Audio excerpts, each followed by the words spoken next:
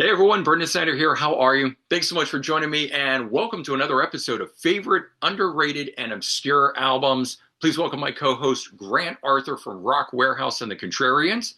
How you doing today? Hey, doing great. Brenda, it's a beautiful day here in Ohio. The sun is out. It's supposed to be a great weekend. And certain that you're having good weather where you're at too. So, hey, Yeah, the weekend's looking good. I am ready to talk some music and enjoy the outside. So, fantastic. So let's dive into that here. And for those of you tuning in for the first time on this particular series here, the underrated and obscure albums, this really kind of came out of the fact that Grant and I, we both have huge collections. We know all the big major. not like you, Brendan. Come on, let's be honest. No one can compete with your collection. What is your count? I Where are don't you know. I don't know. I'd have to put it all into Discogs. There's at? plenty. What you mean the number that I give my wife or the number that I really have? The number that you really have. I really don't know. Not like you though. Oh, yeah. So I mean, I'm at 13,000 plus CDs. Maybe Okay, 5,000. but that's 5,000 is still a lot. But the point is, we have huge collections, and for us, discovering that new artist or an obscure artist or whatever can be a real joy because we've got so much already in our collections. And so I wanted to start up this series here to be able to try to share things like that with those of you watching. But at the same time, I want to turn Grant onto stuff. I want Grant to Yeah. turn me onto some stuff. And that has certainly happened in past episodes. So, Grant, maybe we're going to make you spend some more money Oh, today. you will. It happens every damn episode. I always try to look for things that I don't think Grant's going to know who this is, but it might be up Grant's alley. Might be. Everything that you've turned me on to has been really great. I cannot. And usually right after or during the show, everyone will see this during the show Yeah, yeah, because right. I'll have to put up Discogs and I'll have to put an order in. Damn it, Brendan. Right, right. So, So, I guess on that note, why don't we jump into this? Grant, why don't you start with your first pick okay. of underrated and obscure album here that you want to turn people on to? Well, I'm going to turn on you on. Okay, first of all, do you know this? I do not. The Scott. band Sky. Oh my God, I've thrown something out that he doesn't know. The band Sky. They put out two albums. Okay. The second one's called Sailor's Delight, and the first one's called Don't Hold Back. Um, What's the so year? you've heard of Doug Feiger, correct? Yes. The Knack. From the Knack. Sky was from the early 70s, formed in the late 60s in Detroit, Michigan. Uh, Doug Feiger, bass, lead vocals, main songwriter. So if you Wow. know the Knack, there's Doug right there, Yeah. right in the Yeah. middle. Well, now you sold me. Now I'm going to go buy both of these. I Okay. don't know. John Curry, guitar, keyboards. Rob Swansky. There you go. I knew I could pronounce it. So the drummer. So they were really like a band right out of high school. In fact, I think they were still in high school when they recorded the first album. Now, I'd say what you got some twangy guitars, you got some country rock, you got power pop. If you like the Knack, you've got folk rock, you've got a lot of different styles on this record. I could hear the Beatles, I can hear Rolling Stones, I can hear Traffic, the Birds, a lot of different things. Geez, Doug Feiger power pop greatness. Yeah. Um, That says it the all right there. what the crazy thing is that the first album was produced by Jimmy Miller, came out on RCA Records. Really? Yeah. Some of the key tracks. I mean, if you're familiar with Doug Feiger, this is a bit different than the Knack. Hmm. But Let It Lie Low, very catchy. You can listen to that song and you can go, well, yeah, I can see the Knack in that. Hmm. Uh, but you also have, since we sent Jimmy Miller, we do have Ian Stewart's playing piano on here on some of the stuff. Um, Great songwriting. You could see so much potential in Sky, And why do but you it think they didn't didn't do make it? anything. Huh? Why do you think they didn't make it? I don't know, but they did put out another, and Sailor's Delight's the second record, came out in 71. Okay. Another Jimmy Miller production. I mean, this stuff sounds wonderful. If you Mm. like those Jimmy Miller productions from the 60s, you'll dig this. You got Bobby Keys playing sax on here. I mean, they I had some love Bobby notable Keys, people man. making guest spots on here. Yeah. But I don't know. I know that they sold a lot of records regionally, like in Detroit and Mm. Michigan. Mm. You don't really see, I'm in central Ohio. I don't really see very much down here. Um, but yeah, I don't know why when I listen to it, I'm going, well, how could this not sell? Hmm. Hmm. They've got great people working on it, you know? And Yeah, Doug had, you could sometimes they see he had a do. flair to write songs. Yeah, I mean, I sometimes don't know it's- why it never took off. yeah. I just recommend it. Go check it out. First two Sky albums. I don't know if these are still in print. They used to be on Amazon What and label is well, they were on Doug Feiger's label, which was Zen Records. it? So he put out a version of Round Trip, Hmm. which was the third Knack album. And I think all his solo stuff's on Zen. So he must have before he passed. Right. I'm assuming he owned the masters because these sound phenomenal. These aren't from vinyl or anything. Uh, Great stuff. If you like the Knack or anything like that, or power pop fans, I would check out some Sky. I'm going to definitely be doing that following this episode here for sure. I didn't realize that he had a band before the Knack. Yeah. Well, he was in another band before the Knack too that was in LA. And for some reason I cannot remember the name of the band. I'm sure someone in the comments would probably chime in on that, but Oh, man, I can't absolutely. remember who it was. But he'd been floating around. But Yeah. you know, in the meantime, before the Knack, he'd been writing song with Burton for years, Hmm. you know. They put out some CDs where it's just them, doing a lot of demos Hmm. of a lot of stuff that appeared on Knack albums later. So that's always great. But I think Doug was good. I think he was a talented guy.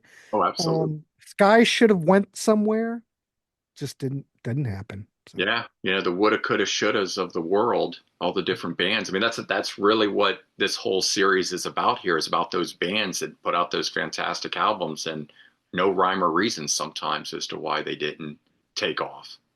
You yeah. mentioned Bobby Keys playing on that. Mhm. He's one of the ones that his lone solo album from '72 is going to be one that I'll talk about at some point. But I've talked about it so many times on this channel that I thought I would give it a break for a while and bring it in later on if Hey, you you're know what? You think you should give it a break, but not everybody sees everything. that's right. So what I've learned is you can do repetition. In your brain, you're thinking, "Oh, I've said this a million times," but not everybody sees it. So, hey, if you dig that Bobby Keys album, I'm going to check it out. Oh But yeah, it doesn't hurt if you dig it.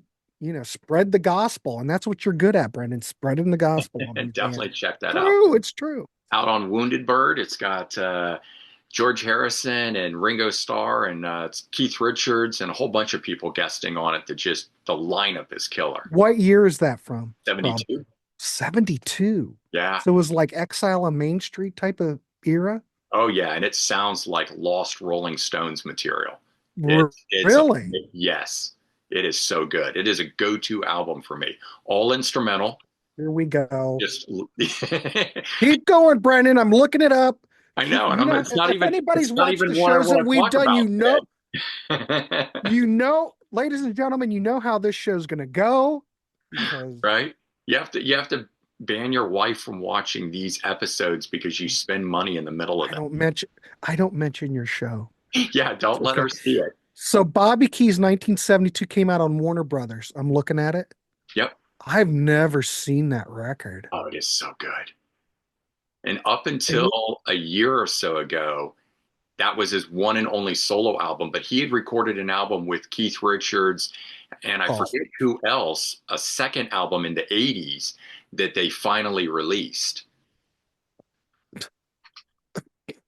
Yeah. and well, if you know where to look, Wounded Bird is selling you can get it on Discogs. If you're Wounded Bird on, I don't know, I guess I figured this out. Sergeant Carter is Mhm. Wounded Bird. Oh, So there is a copy and it's cheap. So I'm just saying it's still available if you want to get a copy of it. I'm putting my order in right now, Brendan. You Thank you. do it before Again. it's gone. Well, you have to do it before this show airs. That's right. It's like insider trading, is That's what true, this right? is. We get the knowledge, go get it before anyone else gets it. Literally, everybody, whatever Brenda has turned me on to, I'm just going, yep, he was right. All There right, you well, go. All let's right, see. done. Let's see if the one that I actually want to talk about is one that you know about or don't know about. But punk rock band Archangel, self-titled from '83. I know Archangel. I can't say that I've heard anything from it. I've heard some good things from various shows that I've done over the years. People have brought that up Okay. and have said good things about it. I have yet to hear it, so I'm I ready to think you're hear it. gonna, yeah, you're definitely gonna want to hear it. It originally came out on Portrait Records, so I think that was what, CBS. Yeah. They're like a harder rock version of Styx, but kind of all that pomp and everything that Styx brings. And this is 1983. But it was basically a solo venture for Jeff Kanata, who brought in a lot of studio musicians to play on it. So it's not really a band. But the people who played on it, you have Hugh McDonald, who would go on to play with, Bon Jovi, and he's on Mhm. bass. Jay Johnson on guitar, who was part of the supergroup Dead Ringer. Had Charlie Hahn and a bunch of other cool people in the lineup. James Christian on background vocals, who played with House of Lords. So there's a lot of cool people backing him up, supporting him in the studio for this album, but it is phenomenal. The first two tracks on here, Stars and Tragedy, are killer. Mix of pump and pop. Like, I think this is right up your alley because it blends both the things that you love into one. And it's on Bad Reputation Records. It's still in print, reissued a few years back. I don't remember the exact year, but I know I've had it for a couple of years. And I only just found out today that they did do two more albums after this, but this is the only one that I've heard so far, and would highly recommend this stuff. Now, don't I want to let everybody know not to get this confused with the other band, Archangels. Yeah, Archangels with an S, right? That's the Right. Charlie Charlie Sexton. Sexton band. Right. Don't confuse it with that. They're not the blues rock band. This is a Right. pump rock. So, like I said, like, Totally different animal. yeah, Uh yeah, I see they had another album just called Well, it looks like this the is self, second album was Archangel 2 yeah, or this is just the Archangel self 2. And then title. they Harlequins of Light. They put out a record in 2013 on Frontiers. Right. I'd Yeah, like to no, I hear have to that. track. I want to track them both down now and see. Because, like I said, I thought this was the only thing, and I've loved this and really enjoyed it. And then read that they did a couple more. So I don't know if it's going to be anything like this one, but Lost Gem. I don't know how this thing didn't do more than it did, except '83 maybe a little late for the whole pump rock thing. I mean, Styx was still riding it up through '84, so it could have done something. But man, if this had come out in the late '70s, I think this would have been very successful. Yeah, it's kind of like when you're looking at Aviary. I mean that came out Yeah, in 79, but it still seems like it missed the boat. it did. Yeah, at least If yeah. it would have came out in 77 Hmm. in. So if you're talking Archangel, Pump Rock in 1983, geez, that's a little late. It's a little late. Yeah, like I said, I mean, even with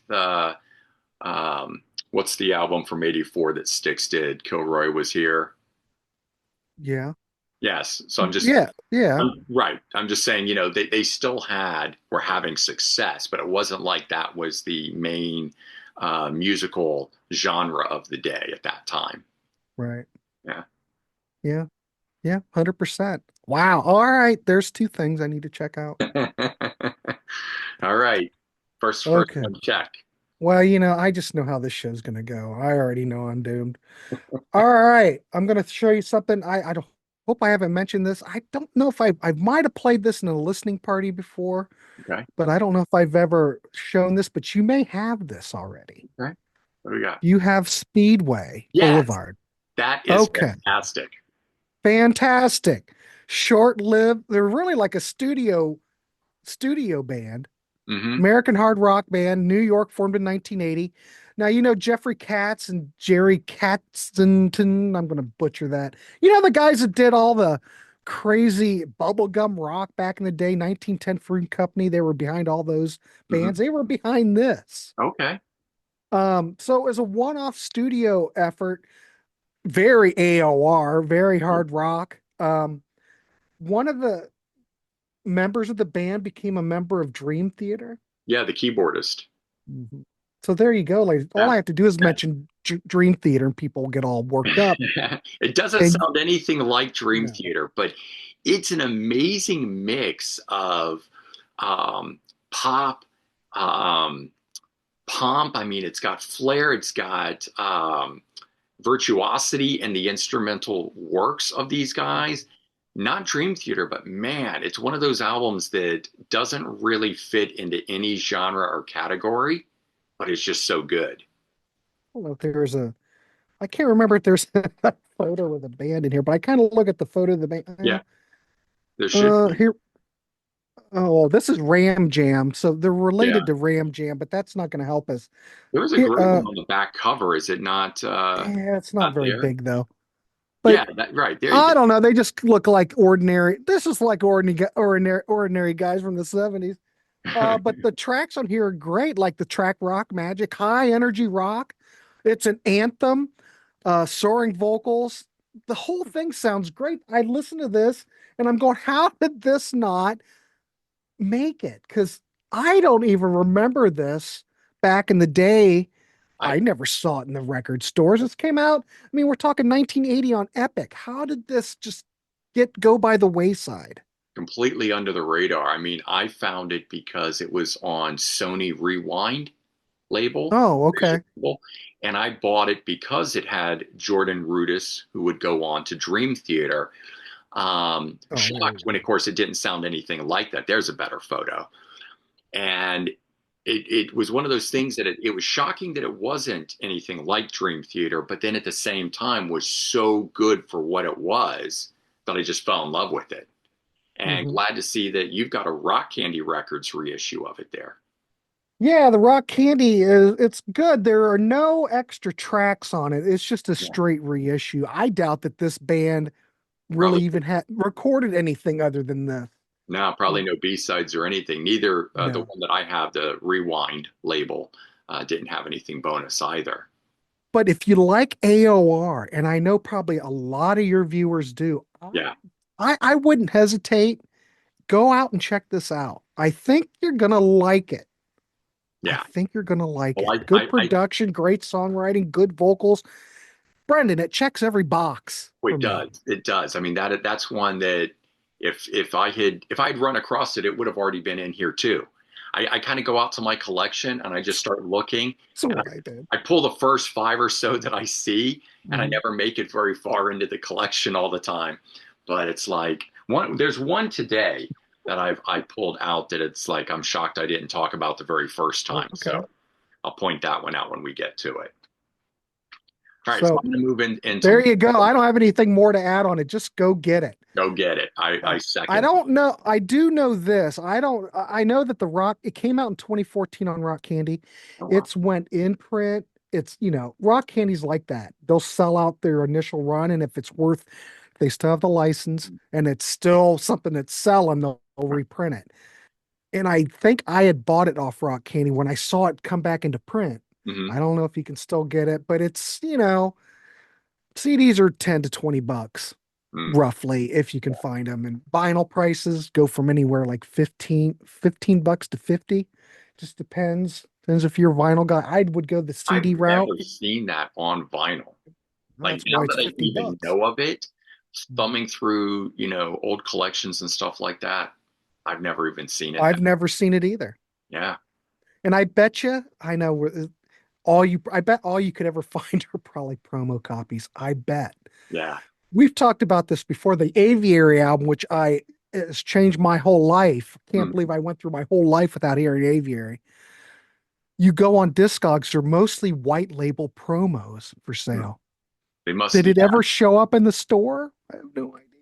I Did think this? to these bands, yeah, didn't sell very many copies. One of the bands I'm going to talk about on here only sold 12,000 copies of their album and then was dropped by the label, and it's now been, of course, reissued. And I think it's phenomenal. We'll get to it in a minute, but um, where are those 12,000 copies? And they're probably just all disappeared at this point. Yeah, probably. All right. So another one here. This one I just found a few weeks back, even. So new to me, never heard of this band, and then I found out who was in it, so I had to pick it up. China Sky, self-titled release from 1988, debut one and only album, came out on CBS Records, and it's got Bobby Ingram from Molly Hatchet. He was also What? part of the Danny Joe Brown band, so he played in that Yeah. lineup as well. And then, of course, later joins Molly Hatchet. But AOR melodic rock with sort of a southern rock flair. If you think of 38 Special and the way that they did the whole AOR melodic rock thing, but that's what this is. Really good stuff. It's one of those recordings where when you're listening to it, you know that they probably rocked a lot harder live, but the production on it, maybe the producers and the record label wanted to keep it in that more pop side of things. Yeah. But it's really good nonetheless. Check out the second track, The Glory. And the lead guitar work from Bobby Ingram on it just takes it to a whole other level. And that's kind of how I feel about the whole album. It's just killer AOR melodic rock, but then this guitar comes in on it and it just boosts it up from there. Is that the Park Records Yeah, that Oh, was their Park Records was a sub label or whatever to CBS. yeah, and this CD that you're holding got released by CBS. Yeah, That's not like a CD that just is right. on some offshoot reissue label. This was released on CBS. Yeah, I've exactly. never seen that I've never ever. either. And the funny thing is it was just the cover. I was scrolling through stuff on eBay, looking at something, and then you know how sometimes it's like, oh, other people have looked at this, or this seller's also selling this. And I saw this album cover, and it just was like, wow, what is that? So I clicked on it, and then lo and behold, they had a cover of the back art on it, and I said, Bobby Ingram, what are you It's kidding me? Bobby. Bobby's on there. Yeah. So I was super stoked about this and had to get it, had to grab it for the collection.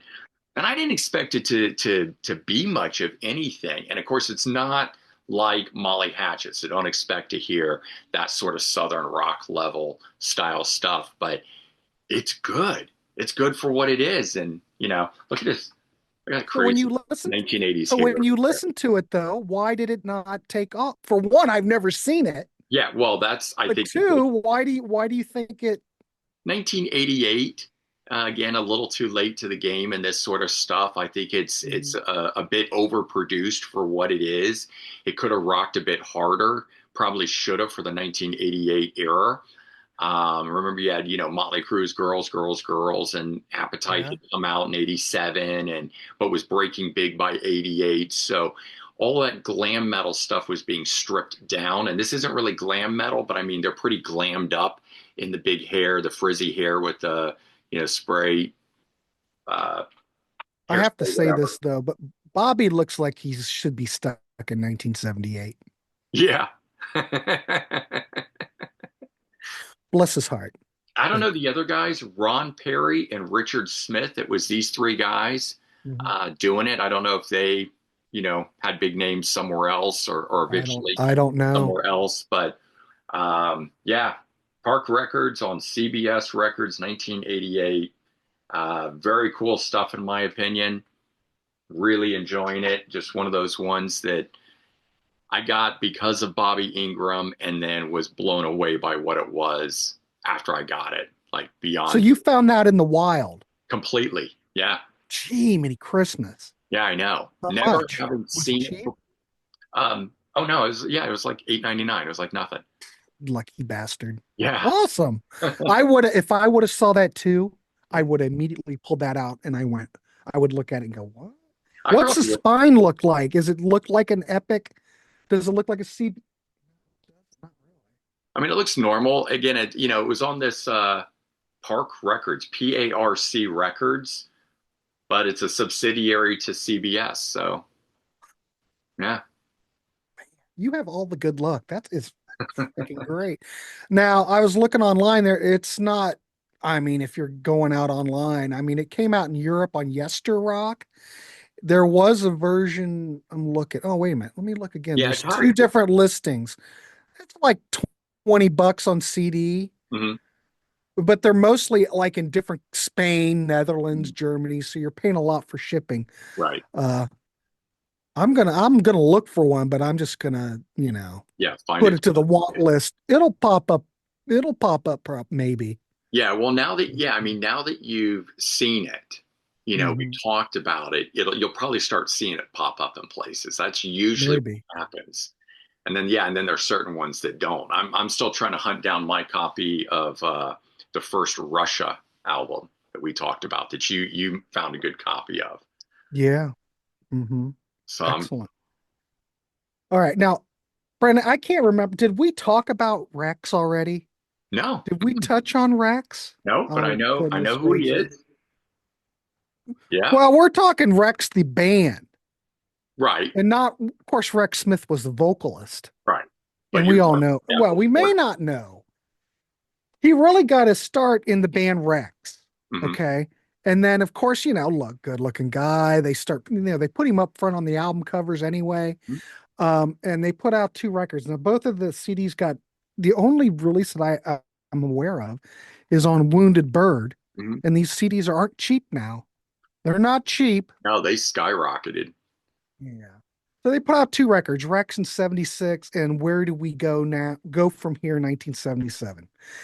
Um, I would say this is very well, if you've heard the band Stars, his brother Michael is the Right. singer for Stars. That was my connection to it.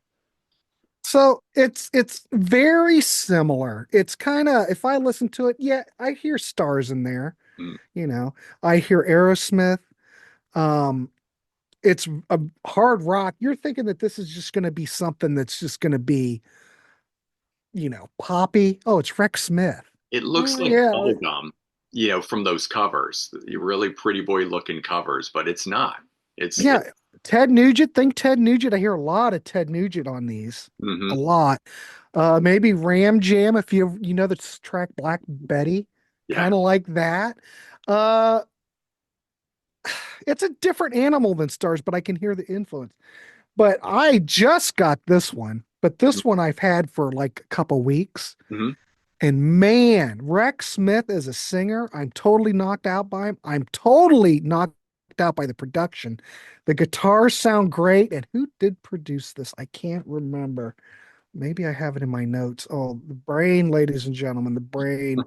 Oh, it was produced by Eddie Leonetti. Does that sound? He Sounds produced familiar. Angel. Oh, okay, yeah. Okay. So if you like Angel, and I love Angel, Hmm. you might like this. Now, where you're going to find it, I don't know. Yeah. Just don't write it off as Rex Smith pop star. You Hmm. know, he did songs with Rachel Sweet, gooey love song stuff. Shit, man. This guy could rock and he knew how to front a band. This stuff is killer. Killer. If you can find it, Brendan, you will not, you'll thank me. Yeah, I missed picking those up on Wounded Bird when I first saw them because of what you said, the whole pop side of him. Mhm. And I have an LP of one of those solo albums that was a little too pop for me, but I had bought because he's the brother of the singer in Yeah. Stars. Mhm. And later on, of course, I found out that those two albums rock pretty hard. So I've been looking If you for them like, ever since. Never seen one in the wild. I mean, it's you love glam. I know you do. Yes, I There's a do. little bit of glam in here. We're talking 76. Hmm. So there is glam there, and it's just heavy. Hmm. You like guitar riffs, you like guitar albums. I'm just saying how this didn't make it. I may have to just How people I don't know. Yeah, you're gonna have to break down probably and just go hunt up copies of that. Pay the little Yeah, extra. that's what I did. Because, I kept hearing about it. Yeah. Martin Popoff would talk about it. He Yeah. saw him live. I mean, he would come out and do like backflips and stuff. And Mhm. they were very, he always mentioned they're very Ted Nugent like, and I hear that. But the songs are there, the production's there. And Rex Smith as a singer, Mhm. I love it. I think he's phenomenal. Is he still around? Yeah, but he like turned into an actor later. Oh, one of the, yeah, He right. gave up that music career early. I think the last record that he put out maybe like was like, could it be 84, 85? Okay. And he went into being acting. Yeah. Okay. But man, when Rex was a hard rock band, I'm telling you, you won't maybe this would be a great, okay. We said this is out of Wounded Bird. Yeah. Were anyone from Rock Candy listening, I could see this would be a beautiful reissue for Rock Candy with bonus tracks, interviews with the Rex, interviews with the band. I totally see how this would be a great, you know, something for Rock Candy to reissue because I know there has to be Brendan a market for it. I don't know. I just looked up. I can't find it to stream, but then the name, No, I don't think it's available. yeah, I'm gonna have to find an illegal upload on YouTube or something to properly check it I out. know a guy, but I don't know very much. I know a guy that's got them. Right, right. Anyway, highly recommended everybody. You won't be sorry if you like glam rock, you like that late 70s, that mid 70s Ted Nugent Oh yeah, that's some classic. Mix that, blaring. yeah, with some Aerosmith. It's golden. And the guitar solos are killer. Hmm. It's great. It's great. I could go on and on and on and on. So there you go.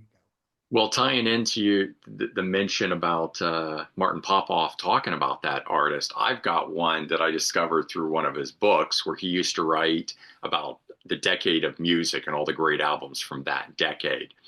So one of Mhm. the ones that he had in there was this band, Japanese metal band called Heavy Metal Army, 1981.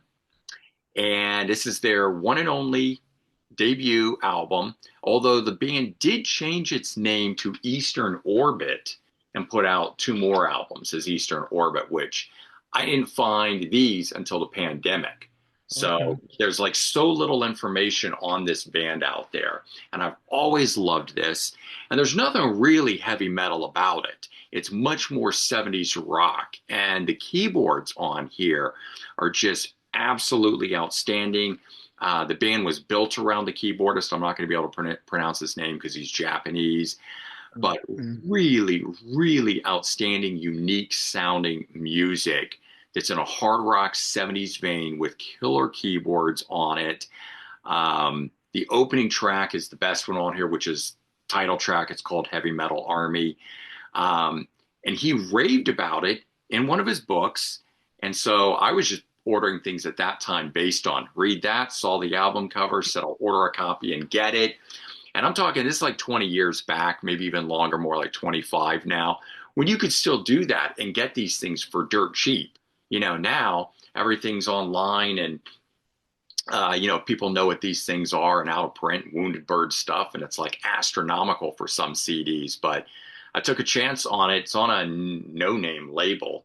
It was part of a Jewel Nexus? of 80s metal collection.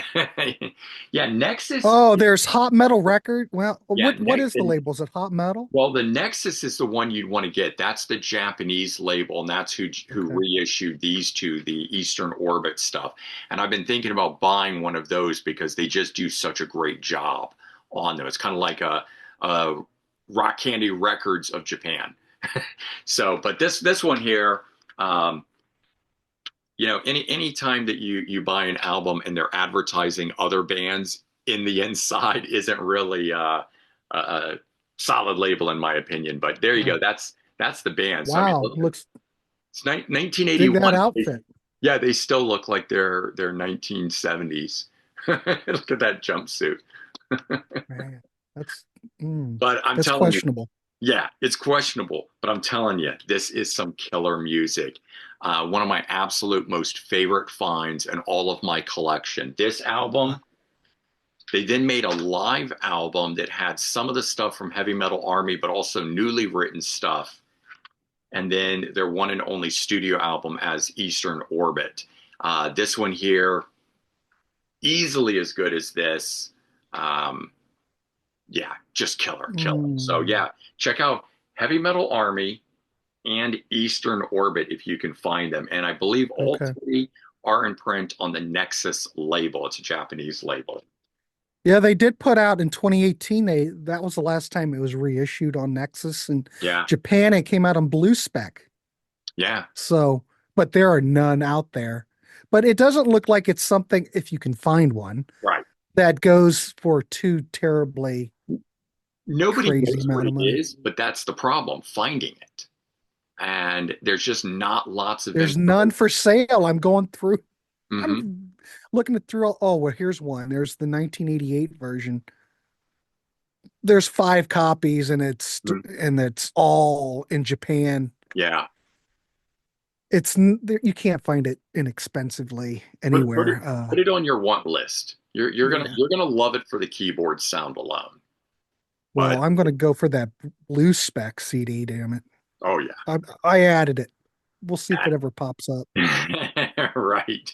Well, it did last sell on Discogs for in March, Okay. so there's hope.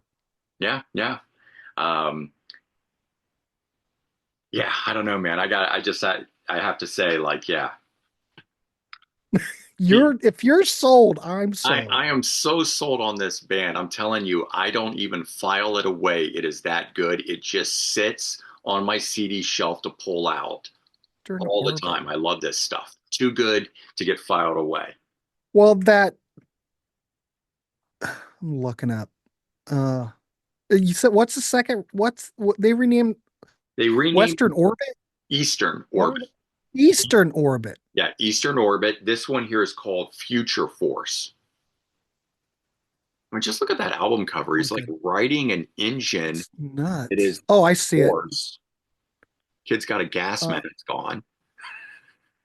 so did Martin mention anything about the He did Eastern Orbit? know nothing about Eastern Orbit, and nothing against him. And maybe he did know, but I would argue that he probably didn't even know that the band changed their name and continued as Eastern Orbit. Because at the time when I bought this, I could not find anything. And I have hunted every so many years looking for more information on this band. Did they ever reform Mhm. anything like that? And it wasn't until 2020 that I finally found something that mentioned Eastern Orbit. So So what I bought this version? in 2006. Okay. So for 14 years, I didn't find any information on a reference to Eastern Orbit. It's the same guy. They just Wonder changed. why wonder why they changed their name. I don't know. I think they probably were focusing more on the Japanese market at that point, and the heavy metal army title really doesn't fit them. They don't sound like heavy metal. They're Yeah. a hard rock band at best. Um, but like the keyboards are as prominent as like Deep Purple style keyboards, where they're just front and center. And I've read some stuff about it where they essentially said that the band is formed around that guy's like a virtuoso on the keyboard, so he's the big show of the thing. Tons of lead keyboard work throughout the thing, but the vocalist is just so unique in the way that he sounds and how he sings and the inflections that he puts forward as he's singing. So it's not just run of the mill 70s hard rock vocal over something. There's just so much like enthusiasm, excitement, peak energy in the vocals. Yeah. It won me over. Well, I'm sold. I put okay, Eastern Orbit. They do have the blue spec version, If, which is fairly in it's $23. if And yeah, it's in the USA. if you can find this one, the Future Force, it's totally worth Mhm. getting. It is easily as good as this. I would not say that like, oh, this is where you got to start. You could totally start here. they Mhm. sound like the same band, just under a different name. I just thought All that I right. would represent for this episode where they started as Heavy Metal Army, and especially if anyone's read those books that Martin Popoff wrote by decade. I forget what they Mhm. were called. They were like the heavy metal guide to, Oh, yeah, something. But the he did the guides to the heavy guide, metal. and he did I don't remember if he did a '60s, but he definitely did the '70s, '80s, '90s, I 2000s, and I want to say he might have even done a 2010s, but he's never done it after that, and that's probably think based they're on, all out of print. and they're all out of print. But before the internet, and before, well, when I say before the internet, I mean before it became what it is today, and especially before Wikipedia, Mhm. his books were my Bible. And I've got the original ones that he wrote where it had all the decades in it. And then he began breaking it out and really like fluffing it up, making it even more. And I would just keep those things and be like, oh, I'm heard about a name of a band and I don't know anything about them. He'd have it in there. And that's where I found band like Gods, you know, The gods, they're a rock and roll machine, not the, which one is or the you're one? talking gods S. pre Uriah Heep. Oh no, not that Gods. The So you're other, talking about the gods yeah, gotta keep a running God's Keeper. from Yes, Columbus, Ohio. yes, that Hmm. band. Hmm. But like Mark again, Chatfield. a band, yeah, a band that I never have heard of. I've never seen anywhere until I read it in his book, and he raved about it. So I was like, I got to get some. So did you get the rock? Well, I don't know. I've got the Rock Candy reissue of it, I don't. Yeah, I and have. it sounds phenomenal. I think it's the best sounding version of the gods on CD. Yeah, I think I Andy got mine. Pierce mastered it. Yeah. Now I got mine long before Rock Candy existed, so I've eyed it about potentially picking it up, but it's a version that has the whole first album, and then they put like Oh, I 7 or 8 cuts of the second album on it. yeah. So it was a lot of tracks, but it really wasn't the first and second album. And I have since picked up the second album on vinyl because I don't think there's any CD copies of it. No, it's never come out on CD. Yeah, I love that. And I don't know why. I've never heard the second album. I understood that it's not quite as good as the first album at all. What's Well, your thoughts? yeah, it isn't as down and dirty, kind of, I don't know what to call it, but like biker Well, rock. they're very biker rock. I Yes. mean, it's down and dirty. There's some live videos for anybody watching to go check out the gods from like the Newport in Hmm. Downtown Columbus, Ohio from God, it might be even the Agora before the Agora switched to being from the Agora to the Newport. Like in the early, I think it's Oh, is like that's the 78 or name of it? something. The Newport? Yeah. I didn't know that Uh we were referencing that as a place that was the Agora. yeah, it used to be the Agora Uh, downtown. I'm, yeah, I'm gonna pick up the. And I think they're playing the Agora then. But Okay. there's some live stuff. Go check them out. Yeah, absolutely. No, I highly G recommend it. O Godz. The gods. Is it? No, I think are they who the original gods. Oh, was with the Mhm. S in the Eh, '60s. And yeah. who's in that lineup? Is that with somebody famous is Well, in I it? Ken Hensley. Yeah, that's it. Ken Hensley. Right. And Okay. was Lee Kerslake in the gods? God, I can't remember. I think you might be right. Because then they went on to Tofat. Yeah. You know, I Some think of the Tofat. names of these bands, it's like, the band Birth You know Control? Tofat, right? Yeah. I mean that first album cover, it's awful. Is It's Hypnosis. Come on. Uh, it really? Oh, yeah, Lee Kerslake and Ken Hensley. yeah. So John Glasscock was in it, who went on to Jethro Tull, was in Okay. the Yeah. Gods. Wow. And John Glasscock was also in Tofat. Oh, I got to check it out then. I've never picked any of it up, but I recognize, Ken Hensley's name. I knew it from that. Now, the album Genesis, which was the first Gods album, came out in 68. Hmm. I bought that. That is a great record. You like Uriah Heep, you like Tofat, you like anything like that. Go out and check the Gods from 1968. I picked that up on Record Store Day one year. Mm. There was a time when on Record Store Day, they were putting a lot of these late 60s psych records out and Yeah. just kind of, they were all on Parlophone. And it was just odd. And they kept putting out a couple of records a year. And then for Record Store Day, it stopped. And I kept thinking, oh, good, we'll have another kind of obscure, Mhm. late 60s record again this Record Store Day. Then they just Nothing. stopped. Yeah, the record store days moved to a lot bigger name artists. It's not quite what it was. I mean, there's still killer stuff happening, but in the most part, I'm not seeing obscure stuff. Uh, Late 60s psychedelic band July. Have you ever heard of the name July? No. Cherry Red put, or Esoteric, I can't remember if it's Esoteric Cherry Red, same thing. Yeah. Put out a clamshell box of all the July stuff.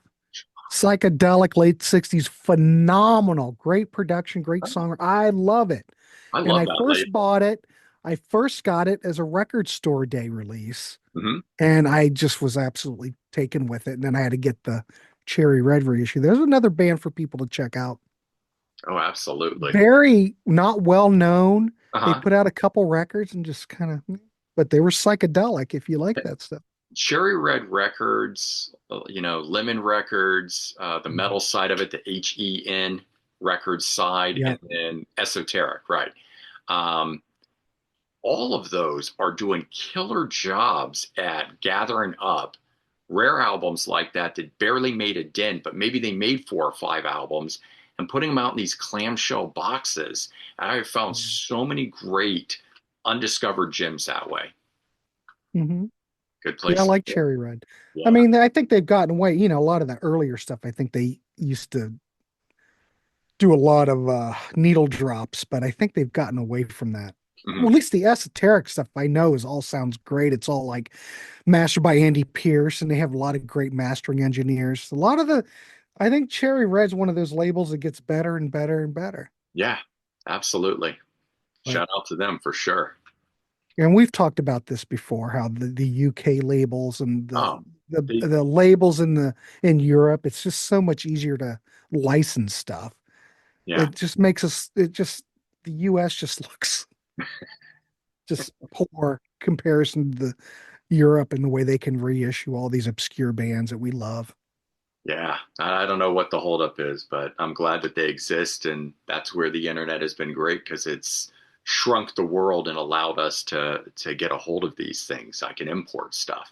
Yeah. I didn't do that before.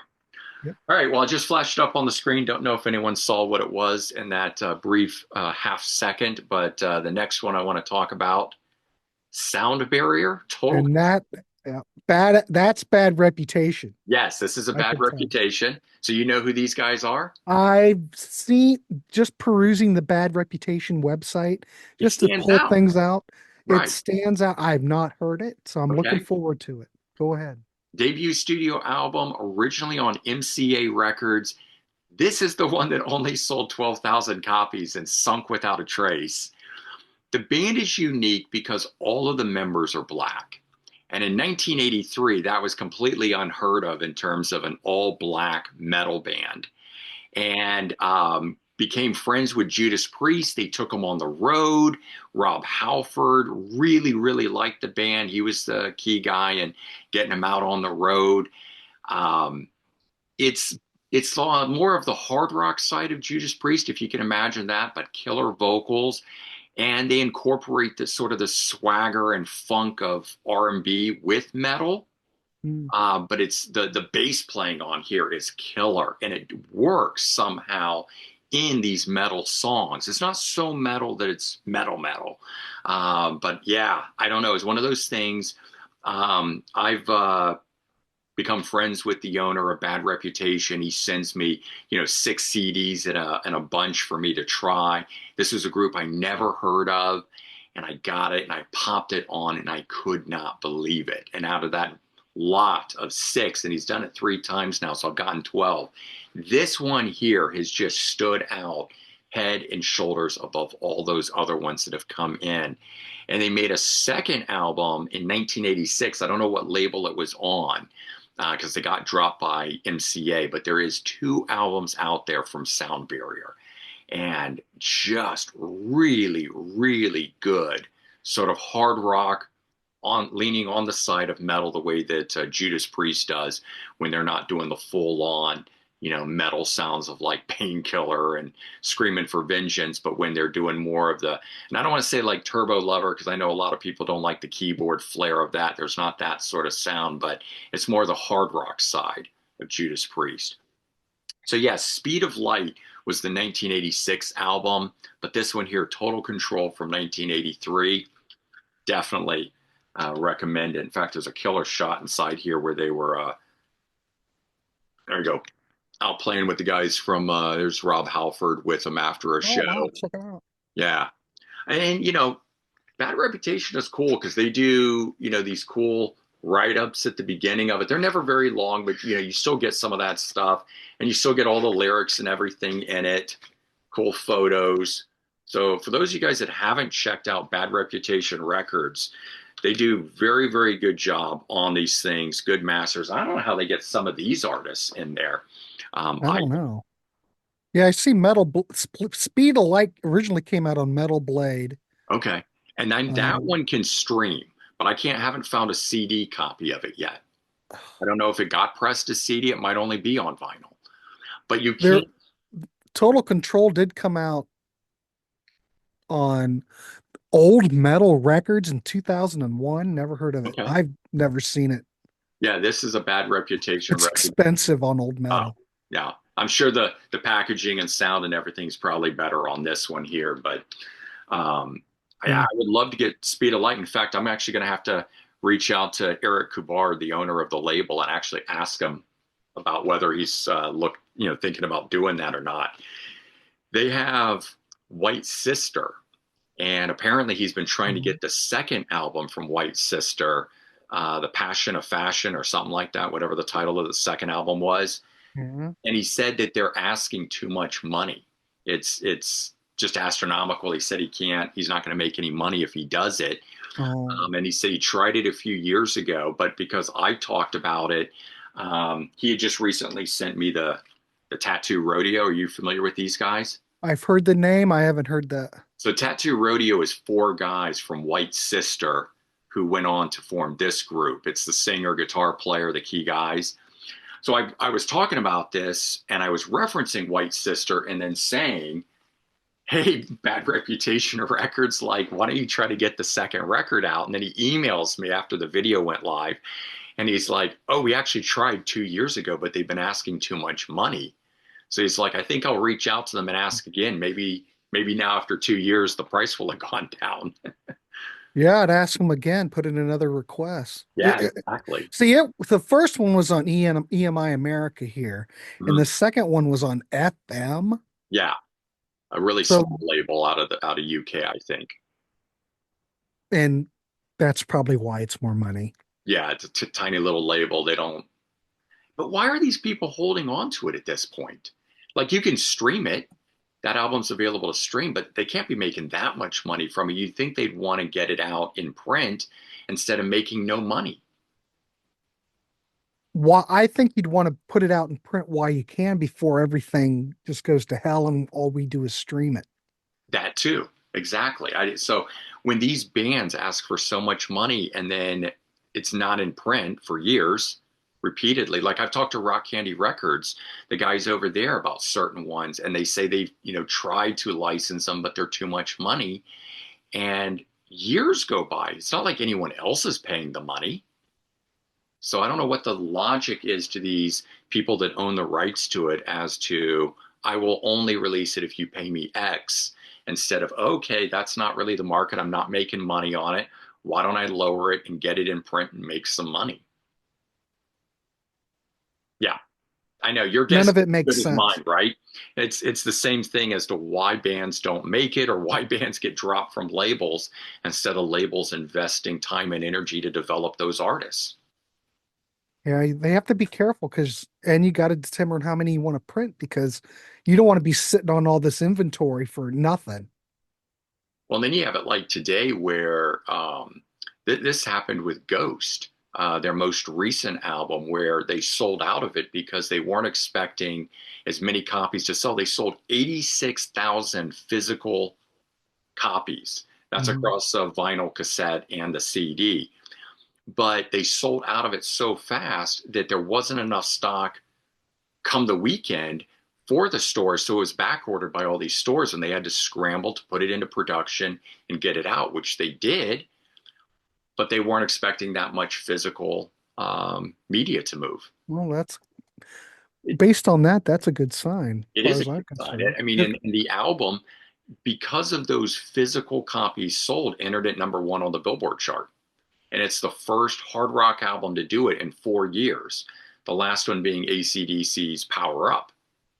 So, God. right? Wow. Can you believe that? There hasn't been a hard rock album to top the charts in 4 years.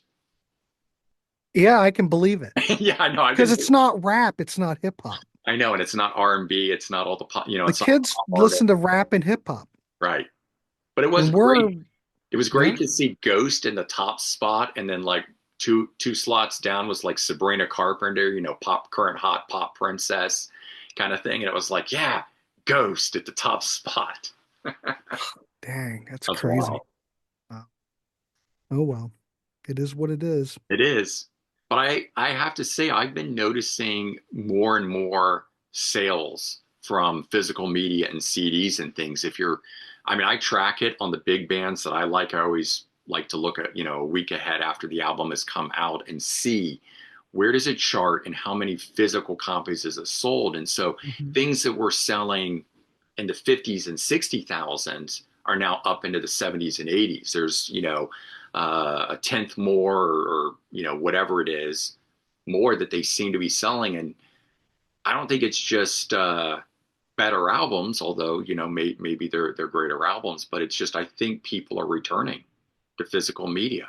Well, I've seen some YouTube videos that have popped up that said the CD is back. Yeah, yeah.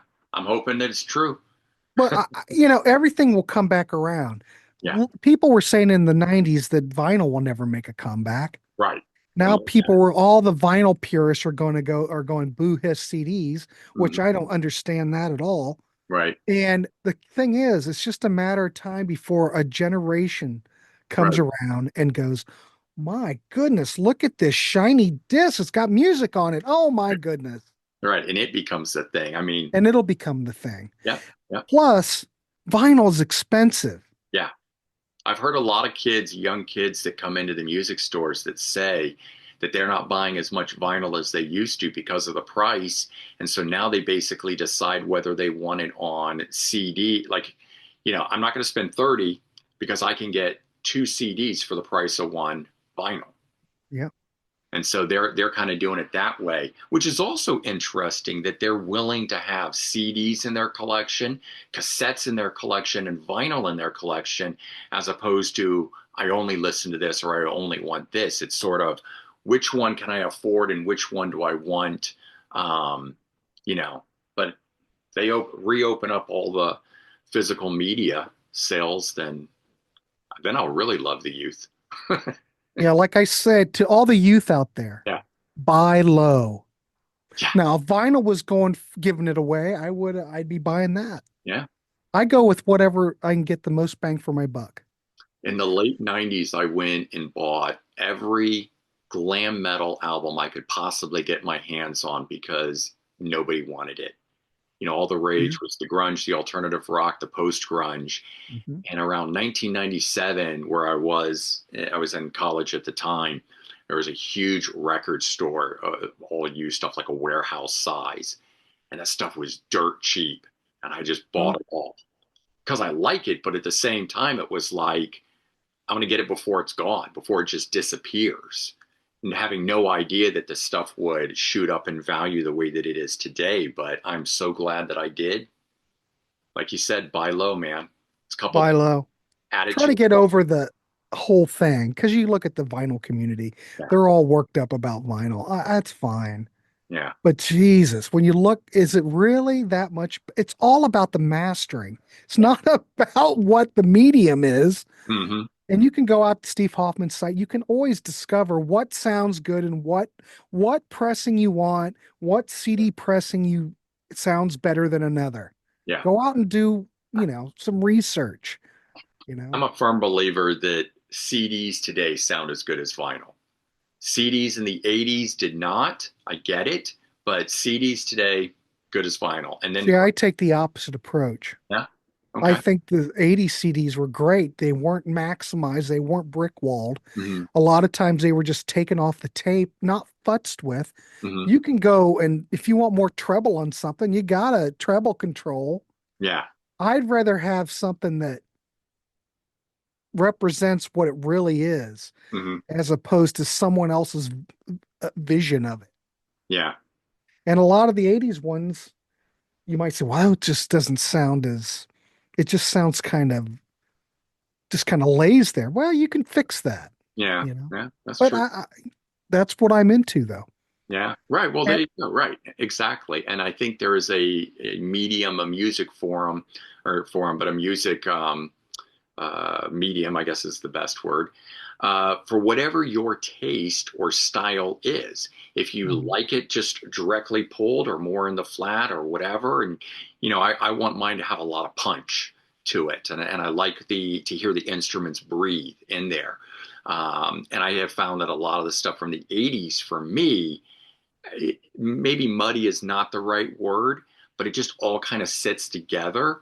And then I Mhm. hear a new remastering or something present day issue of it, and suddenly I can hear everything clear as day in it. But that's how my ears are attuned. I enjoy Sure. that style. And music has been around for so long. A lot of these artists, 40, 50 years, you can kind of get whatever you want that is your version to hear. I'm going to go out on the ledge and say that you're going to like the way this sounds then. Oh, good, good. Is that the one I should Punch. start Yeah. with? Huh? Is that the one I should start with, the red cover? I don't know. Oh, I haven't listened to this one yet. oh. I know that first one, the white one. I've seen that. And I want to say I might even have it on vinyl. And if I do, I'm gonna have to break it out and give it a real good listen. This one I'm sold though on. I Okay, can say that. So it was enough for me to go ahead and do it. pick Break it that down up. and buy it. Yeah, Yep. I'm with you on that. All right, what's your Crazy. final pick? My final pick. We've got a band. All right. I'm going rock candy again. They're This is great. a band, hard rock band, formed in London, summer 1978. You might know some of these people. Is Jimmy 1978 Bain your from, favorite year? huh? Is 1978 your favorite year in Do I music? mention 1978 a lot? A lot. Maybe. I I know don't know. enough It's not planned. enough that whenever I find an album from 78, I always go, "Oh, I wonder if Grant would like this because it's from 1978." It could be. Yeah, I probably would. Okay. So Jimmy Bain, ex Rainbow, Brian Robertson, ex Thin Lizzy. You I know where know. I'm going? Yes. You do know where I'm going. Wild So we're Horse. gonna go with the band Wild Horses. I love this band. Okay, good. Damn it, one he knows. Shit. But So this is anyway, great stuff. This is great stuff for all those of you tuning in on this. Yes, yes, yes. wow, I don't really have to say much. But I like the song. I like the songwriting. I like the mastering on these. These were done by Andy Pierce, Mhm. who has done work for, Esoteric and Cherry Red. These sound phenomenal. Yeah. I had copies from Phenomenal. a different label before these, and they were good. I like the albums and the songs, but these sound really great. So, what do I hear when I hear this? Well, oh, I do want to mention before I go in that this was co-produced by Trevor Rabin, Yeah, the first one. I forgot about that. Yeah, pretty great. Hmm. But the Rock Candy ones, they both of them do have bonus tracks, which I love, and of course, it's got extensive uh, uh, Notes. notes. Yeah. But what does this sound like? This sounds like melodic hard rock. Twin Lizzy, Twin Lizzy, That's Thin Lizzy twin guitars. yeah, I like that Twin Lizzy. That should be a tribute. Maybe I should patent that. Yeah, Twin Lizzy because of the twin guitar thing. that's right. But it's got pop oriented hooks. Hmm. Reservations like mid tempo rocker, uh, great face down. and Fly Away both echo that Thin Lizzy type of thing, Mhm. that same time song structure. Come on, Bane's vocals on here, absolutely killer. You've got Phil Lynott on here and Scott Gorham make an appearance. Yeah. Um, It's like the this only, greatest Thin Lizzy album that isn't under the name Thin Lizzy. I think that's well put. That Uh, the I think, second record was, what did I, well, Stand Your Ground. There it is. Produced by the band. This one I think is a little bit more heavier than the debut, but it's more polished. Now, is that good or bad? right. Your mileage may vary. I think this doesn't quite sound as much as Thin Lizzy as the debut does. Yeah, the debut really does. I think they tried to get away from it from that, but if you're a huge Thin Lizzy fan and for some reason don't know this band and you want Hmm. something that's going to sound like it, the first album, spot on. I couldn't believe it. So, Martin did mention this in his book. He Yeah, called it melodic hard rock with simple, heartfelt lyrics. yeah, it Though might have been where I found it. he didn't think it was quite as ambitious as the other albums from the new wave of British heavy metal era, though. Yeah. And but people on I mentioned Steve Hoffman forum, which I always go to get people's opinions. A lot of the fans over there liked it, but they prefer the second album because it is a bit more polished than the debut. So to each his own. Hey, at If least you there's like two Thin albums. Lizzy, man, go check these out, ladies and Yeah. gentlemen. What can I say? I can't believe there weren't more. They didn't do anything after those two albums. I just thought they were absolutely phenomenal. And nobody talks about them. You hardly ever hear anything about that group. Well, and plus, I'm not sure. I don't recall, but were these released in the States? Do you recall? I Or don't were know. I Yeah. don't know. And maybe they I know weren't. I've never seen them in the wild, Yeah, I haven't either. Just the reissues. but man, There was top-notch stuff. there was a glam metal band called Wild Horses in 1980 or 1991 that put out an album that had Rick Steer on it, who was a future guitar player for Warrant. It also had uh, Kotak, what's his name, the drummer from Scorpions. Yeah, yeah. Yeah, James Kotak. Yeah. Yeah, so it had those two guys in it. So it was one of those groups where the guys all went off to do other things. But my guess is, yeah, maybe they never came out here in the States, and that's why they were able to use the name in 1991. I think so. I Yeah, bet you. yeah, Hmm. Highly recommended. I could go on and on, but you get the idea. If you're a Thin Lizzy fan, Jesus, do yourself a favor big and go check favor. these out. Yeah, So, those are great underrated gems for sure. All right, so my final one, which is from 1978, and well, I think this might be your cup of tea, a band called Trigger. okay. Are you familiar?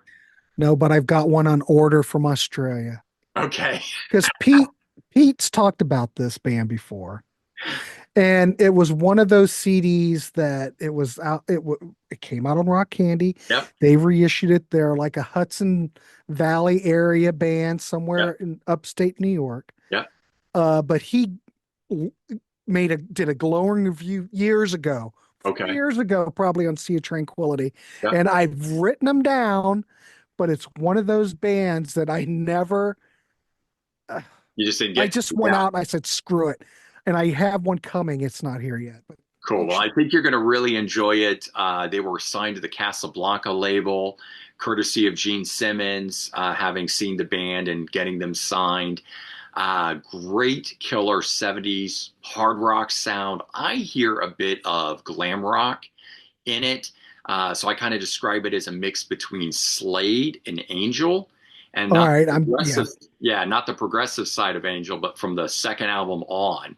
So you get that more pop sound. But Slade and Angel, second track on here, "Gimme Your Love." Check that song out. I think that says everything you need to hear or understand to know what this band is all about. Reissued on Rock Candy. I don't know. Is yours the Rock Candy? That's what's coming. Fantastic.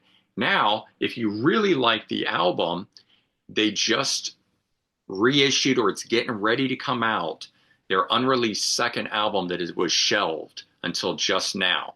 So some label reached out to me and asked me to do a review on it. So I've got one coming.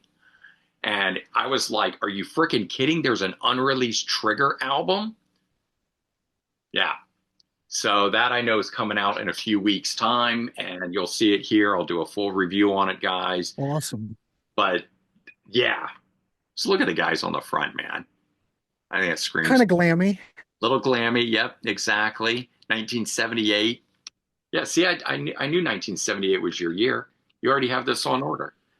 I, just because I was going through here and I'm going, all right, I wanted the Yeah, Rex thing. yeah. Damn it. I'm going to go ahead and get it.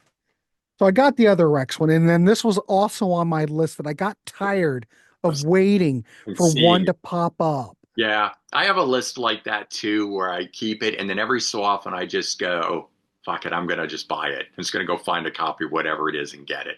Now, on Discogs, there's a copy of the Rock Candy Trigger because this has been out of print. Hmm. There's one in Greece that doesn't ship to the United States. There's one that is domestic and it's $50 plus $7 shipping. That's the Really? only, there's not, I didn't know that it was worth anything or that value that people don't want to give it up for, without paying. I don't think they press that many of it. Yeah. I mean, I'd never heard of them. I simply bought it because they were on the Casablanca label. And I've liked all the rock groups that have come off of there that were, tied into Gene Simmons. Oh, I like this group, get them signed kind of a thing, even though almost none of them did anything. But But the thing is with Trigger, well, there's 4 copies of vinyl. mhm, See, vinyl, you can get it for fairly inexpensively, mhm, but the CD is just rare. yeah. Well, that's Yeah, cool. but Warming do me you ever from this remember talk. seeing one back in the day though, Oh, Brendan? no. Like it, I've never seen it either. Nope. Never heard of them, never saw it, nothing. For me, a lot of it, like I still buy things based on album covers. I saw 1978. They were signed to Casablanca. I looked at the front cover. I said, yeah, those guys are going to rock. And I just bought it. And it was just, I love those kind of things. I like getting albums. Yeah, I could trust Rock Candy, Wounded Bird, Bad Reputation, anything on the Cherry Red Records side of Mhm. things or their sub labels. There's just esoteric. There's certain ones that, for me, anything they put out, I end up liking. Good 70s era hard rock or mid 80s AOR rock. So, yeah, they're another one of those great bands. Yeah, I just like to play Russian roulette and just get something. Well, that's what I was doing It's a thickness. that's what I did I probably actually got that one during the pandemic because at that time I would go on Rock Candy's website and I Mhm. would pick 5 or 6 and order them and just have them shipped. And it would Yeah, just be based on their album cover or maybe because you could read, I think this part is available to be read on the website yeah. for Rock Candy. Well, it I could was. read, It's not yeah, up there not anymore. anymore. Yeah. So I would, or maybe I would look it up on Amazon or something, but I would read that little bit and I'd be like, yep, got to get it. Sounds like it's going to be great. Yeah, that came. Yeah, yeah. So great minds think alike. I don't have it. It's Right. stuck. It's still stuck in Chicago right now. Yeah. On the way for you, though, nonetheless. So you got something to look forward to. Yeah. And for those of you guys watching, hopefully you found some cool things amongst the stuff we talked about. We certainly threw in a bunch of extras in there. I wasn't even planning on talking about Bobby Keys, but definitely check out his 1972 album. And we went off on some other cool tangents of things in there. So, oh, Storm, there's another one to hit on for another episode in 1994. Another great one that Rock Candy Records did. But yeah, lots and lots of cool stuff. So we'll do another episode of this. We'll have a episode number 4 down the road. We'll see you guys in about a month's time. Certainly want to give a shout out or shout out. You're sitting right here. Thanks to You Grant can give me a shout out. as my Fine. co-host. But I did want to ask you what it is you got coming up on your channel. I'm Uh, expecting this video to go up on, I guess we'll put it up Sunday tomorrow. Okay, So cool. What is coming up? Well, I've been doing a different series. I normally don't do videos by myself, yeah, you but I've should. started doing a series called One Band, One Artist, where I'll take a band well, I just put up a Storm video not very long ago, Mhm. where I'll go through, talk briefly about it. These are just 10-minute shows, Okay. just a little snippet where I'll talk about it. I've already done a Rex one. Hmm. I haven't done Speedway yet. I probably should. Okay. But I did a Storm one and I threw up two tracks from both of these records. Hmm. And I just throw it out there, everybody, to get their thoughts on it. And Hmm. it's just trying to turn people onto the stuff that Cool. all these bands that just went through the cracks. Yes. And I can't monetize it, but I haven't been doing any listening parties. So this is like supplementing that. Yeah. Uh, Throwing a couple tracks out for everyone just to have an interaction, talk some music. Do you like it? Do you not like it? And so I'm like on episode, I started like 3 weeks ago. I'm like on episode 54 or Oh something. my God. Well, there's so many bands that could be That is cool. just thrown out. So it's just been kind of fun for me. So Well, that's good. And I mean, everyone watching here from my channel, definitely head over and check that out. If you're loving these videos that we're doing about obscure, underrated music, that's what this is, just under a different name on your channel talking. So I'm gonna go yeah, watch and see the what I rec can the learn. rec shows there. So I play I didn't have the other CD yet. So I Okay. picked two tracks on here. So go check it out. I mean, that's just an easy way to go do it. It's just right there, and you can just go through them. It's on a playlist, all kinds of stuff over there that I've posted. And the way I do it, I don't know what I'm pulling each day. It's like Yeah. preparing for this show. Right. I'm just going over to the archive, going, all right, Yeah. yep, that'll work, and then I'm the that's same way. I wrote an episode, or not wrote, I selected 10 albums for our first episode and then intended that if it was well, I would use the other five for the second. But every time we filmed now, I pull other stuff that I'm currently into. And so I have this elusive episode of five things all ready to go whenever I just want to do it. But the there's way to do so it. many cool things that we're listening to and enjoying that I just got that I've like, oh, I got to share this with everyone. So that happens.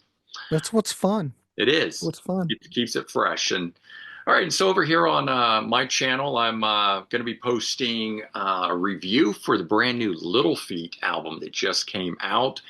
Strike Up the Band. It's really, really good. It totally caught me off guard. I want to share that with you guys. So that's going to go up. And then we're one third of the way through 2025 already. And I'm sort of throwing out the question, what is the best album of 2025 so far? It's been a strange year. We don't have really many big name artists dropping anything. So a lot of smaller artists have done things, and there's been some killer stuff in there. I narrowed it down to talk about five artists that could very well take the top spot by the end of the year. And I want everyone to weigh in and tell me what album they think is going to be the top album of 2025, at least so far. We don't know what will happen in the last two-thirds of the year, but I thought this would be a fun one for everyone to weigh in on. The only one I And, could weigh in is on the new Ghost. That's all I could, there you go, right? It's a but I great like album. it. A lot of I people like already, it. a lot of people already calling out that it's their top selection for the year. So never know. I'm still hoping the new Alice Cooper with the reunited, who's left of the original band. That one's going to be a big one for me, even just for nostalgic reasons, even if the album itself doesn't bowl me over. But I love Alice Cooper, so that one very well could do it. And if Styx drops a brand new album, that could happen.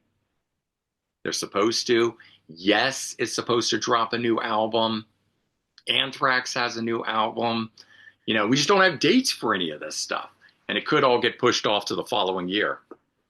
But didn't Styx announce that they're supposed to have something coming out relatively soon? I Yeah, think that's what I heard. that's what I heard. I'm just, until I get a date, nothing's set in stone. You Well, know, the last two Styx albums were absolutely killer. yeah, So I think that they're on a hot streak. I expect another killer record, I I do think. too. I do too. And if it's anything like the last one, it'll steal the top spot, hands down. That was my top pick for that year.